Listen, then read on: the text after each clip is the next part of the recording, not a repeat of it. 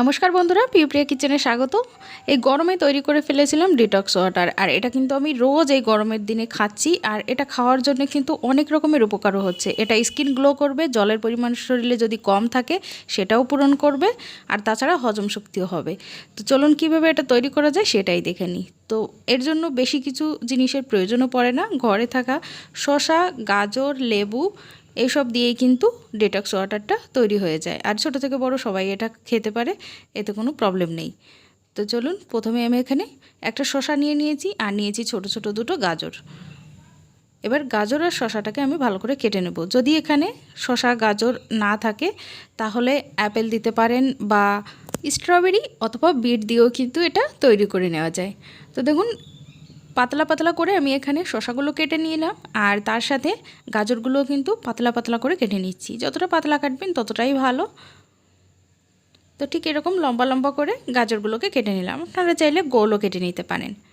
এবার এগুলো কেটে নেওয়া হয়ে গেল। এর সাথে লাগবে লেবু, তাই আমি এখানে একটা লেবু নিয়ে নিয়েছি। আর লেবুটা খুব ভালো করে প্রথমেই ধুয়ে নিতে হবে। ধুয়ে নিয়ে এবার স্লাইস করে কেটে নিতে হবে।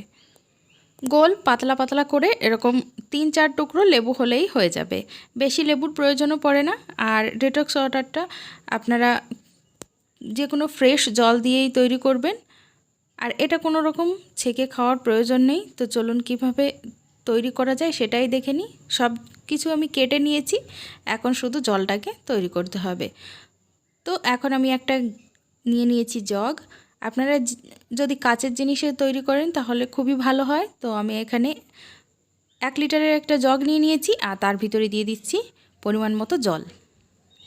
তো এখানে প্রায় 1 লিটার জলে আমি অ্যাড করেছি। আপনারা চাইলে জলের পরিমাণ বেশি বা কম করে নিতে পারেন। এখন এই জলের ভিতরে কেটে রাখা দিয়ে দেব শসা, গাজর, আর তার সাথে দিয়ে দেব লেবুগুলো। সব কিছু দেওয়ার পর এখন আরেকটি জিনিস লাগবে, সেটা হলো পুদিনা পাতা। তো পুদিনা পাতা অবশ্যই দেবেন, তাহলে দেখবেন জলের টেস্টটাও খুব সুন্দর হচ্ছে।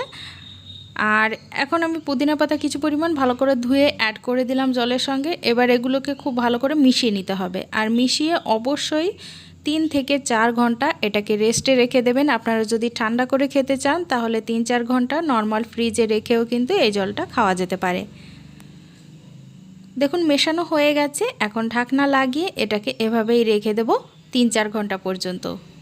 আর 3-4 ঘন্টা পর কিন্তু এটা খাওয়ার জন্য একদম তৈরি হয়ে যাবে। সারা দিনে আপনারা এরকম খেতে পারেন। যখনই জল খাবেন তখন এই জলটাই আপনারা খাবেন, আর যখন জলটা শেষ হয়ে যাবে তখন গাজর আর শসাগুলোর ভিতরে আরও এক্সট্রা জলের ভিতরে অ্যাড করে 2-3 ঘন্টা রেখে আবারও খেতে পারবেন। এই গরমে অতিরিক্ত জল পান করা অবশ্যই প্রয়োজন। তো জলের পরিমাণটা যেমন আপনার শরীরে পূরণ করবে, তেমনি কিন্তু এটা হজমেও কাজ করবে, আর তারই সাথে স্কিন গ্লো করবে। তো আপনারাও এই ডিটক্স ওয়াটারটা বাড়িতে তৈরি করুন আর এনজয় করুন। তো কেমন লাগলো অবশ্যই কমেন্টসে জানাবেন। ভালো লাগলে বন্ধুদের সঙ্গে শেয়ার করবেন, আর আমার চ্যানেলে নতুন হলে সাবস্ক্রাইব করে রাখবেন। তো আজকের মতো এ পর্যন্ত, দেখা হবে অন্য রেসিপিতে। ভালো থাকবেন, সুস্থ থাকবেন, বাই।